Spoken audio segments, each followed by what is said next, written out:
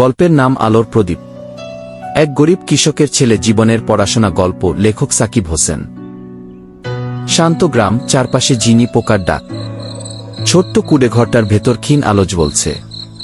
এক শিশু বইয়ের উপর ঝুঁকে পড়েছে, কেরোসিনের বাতি তার একমাত্র ভরসা। তার চোখে জ্বলছে স্বপ্নের আলো। প্রতিটি শব্দ যেন ভবিষ্যতের দিকে এক একটা পদক্ষেপ। সেই ক্ষীণ আলোতেই সে খুঁজে পাচ্ছে আলোকিত আগামী। হঠাৎ বাতি টিমটিম করে নিভে যায়। ঘর অন্ধকারে ডুবে যায়। আলো নিভে যাওয়ার সাথে সাথে শিশুর মনেও নামে হতাশা। ছেলেটা খুঁজে ফেরে আরেকটা আলো, কিন্তু কিছুই পায় না। হাল ছেড়ে ধীরে ধীরে বই বন্ধ করে দেয়। বুকভরা কষ্ট নিয়ে নিঃশব্দে বসে থাকে। রাতের আকাশের নিচে বাবা বাইরে বসে চিন্তায় ডুবে আছে। পাশে খাঁচার ভেতর একমাত্র মুরগি ডাকছে। বাবার চোখে জল জমে ওঠে, গভীর নিঃশ্বাস ফেলে সে সিদ্ধান্ত নিয়ে ত্যাগের।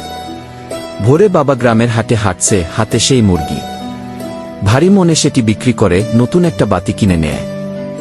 এ যেন দুঃখের মাঝেই আসার আলো। বাড়ি ফিরে বাবা বাতিটা হাতে তুলে দেয় ছেলেকে। ছেলেটার মুখ উজ্জ্বল হয়ে ওঠে আনন্দে। বাবা আস্তে বলে, পড়াশোনা কর, তুই আমাদের আশা ঘে।